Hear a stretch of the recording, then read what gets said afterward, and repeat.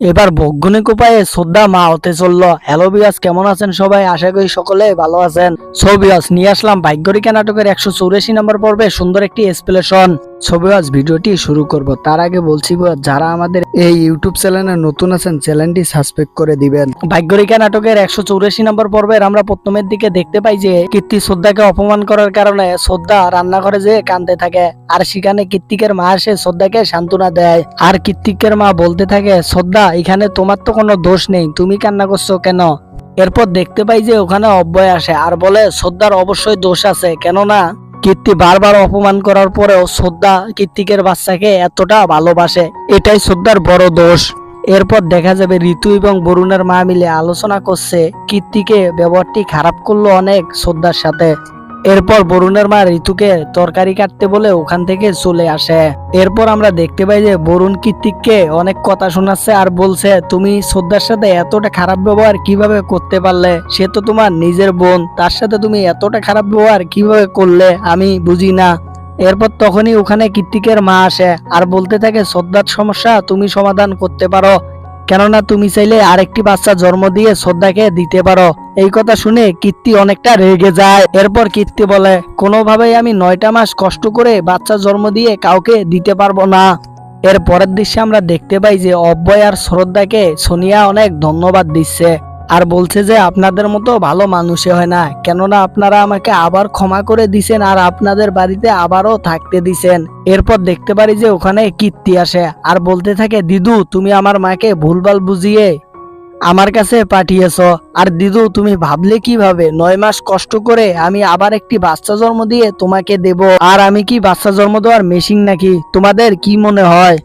আর এরপর শ্রদ্ধার মাথায় একটা আইডিয়ার আসে আর ভাবতে থাকে, আমি একটা বাচ্চা দত্তক নেব। এরপর শ্রদ্ধা তার মনের কথা অব্যয়কে জানায় আর অব্যয় বলে, তুমি ভালো থাকবে মানে আমিও ভালো থাকবো। এরপর অব্যয় শ্রদ্ধাকে বলে, তুমি যেটা ভাবনা চিন্তা করে বলেছো সেটাই হবে, কালকেই আমরা বাচ্চা দত্তক নিতে যাব।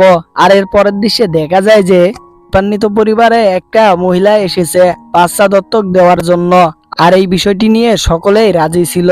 এরপর যখন তানুজি জানতে পারে এই বিষয়টি, তখন বলে যে তোমরা কিভাবে পারলে আমাকে এই বিষয়টি না জানিয়ে এত বড় একটা সিদ্ধান্ত নিতে? আর এই বাড়িতে কোনো বাচ্চা দত্তক নিতে আমি দেব না, কেননা সেই বাচ্চা কোন ধর্মের, মুসলমান না হিন্দু ধর্মের, এসব তো আমরা কিছুই জানি না, আর সে তো যে কোনো ধর্মের হতে পারে। আর দীপান্বিত পরিবারে কখনো কেউ বাচ্চা দত্তক নেয়নি আর নেওয়া হবেও না, আর আমি নিতেও দেব না। এরপর আমরা দেখতে পাই যে শ্রদ্ধা ইতিপূর্বে জেনে গেছে বৈজ্ঞানিক উপায়ে বাচ্চা নেওয়া যায়, আর এটা বাড়ির সকলকে জানায় আর বলে যে আমরা যদি বৈজ্ঞানিক উপায়ে বাচ্চা নেই, অব্যয় আর আমার অংশ নিয়ে বাচ্চাটি জন্ম নেবে। এবার এটাও তানুজি মানতে চায় না, আর সকলে মিলে তানুজিকে বোঝাচ্ছিল আর বলছিল বৈজ্ঞানিক উপায়ে তো অনেকেই এখন বাচ্চা নিচ্ছে। বাড়ির সকলেই বলার কারণে এবার রাজি হয়ে যায় অব্যয়ের মা। এরপর দেখতে পাই যে এই বিষয়টি নিয়ে শ্রদ্ধা অনেকটা খুশি হয়ে যায় আর অব্যয়ের মাকে জড়িয়ে ধরে। এরপর দেখা যায় শ্রদ্ধা পিয়ারাকে কোলে নিয়ে বলতেছে, পিয়ারার ঘুমানোর সময় হয়ে গেছে, আমি পিয়ারাকে ঘুমাই দিয়ে আসি। এরপর কীর্তি শ্রদ্ধাকে বলছে, দিদু তোমার কত সৌভাগ্য, তোমাকে কোনো 9 মাস কষ্টই করতে হবে না, কোনো ঝামেলা ছাড়াই তুমি মা হতে পারবে। শ্রদ্ধা কীর্তিককে বলে, কীর্তি এসব তুমি কি বলছো? একটা মেয়ের সারা জীবনের স্বপ্নই তো থাকে আমি মা হব, এই সৌভাগ্যটা তো আমার নেই। পরদিন অব্যয় এবং শ্রদ্ধা ডক্টরের কাছে গেলে ডক্টর একটা ছবি দেখিয়ে বলে, এই যে ছবিটা দেখছেন এই মেয়েটি আপনাদের ডোনার, আর আপনাদের বাচ্চা এই মেয়েটির পেটেই জন্ম নিবে, তবে এই প্রসেসটি অনেক ব্যয়বহুল, আপনাদের অনেক টাকা খরচা হবে।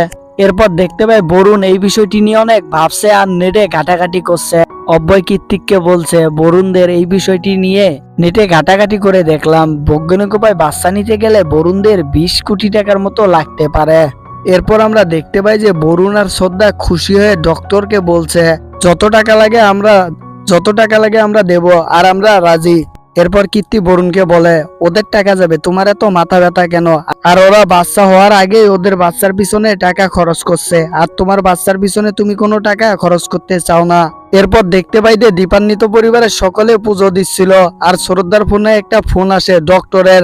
ডক্টর শ্রদ্ধাকে বলে যে ডোনারটি তোমাদের বাচ্চা জন্ম দিতে চেয়েছিল সেই ডোনারটি তোমাদের বাচ্চা জন্ম দিবে না, সেইখান থেকে চলে গেছে, তবে আমরা আরেকটি ডোনার পেয়েছি আর সেই ডোনারটির সাথেও তোমাদের সকল কিছু মিলে গেছে। ছবি আছে, এই ছিল ভাগ্যরেখা নাটকের 184 নম্বর পর্বের এক্সপ্লেশনটি কেমন লাগলো কমেন্ট করে জানাবেন। সকলে ভালো থাকবেন, সুস্থ থাকবেন।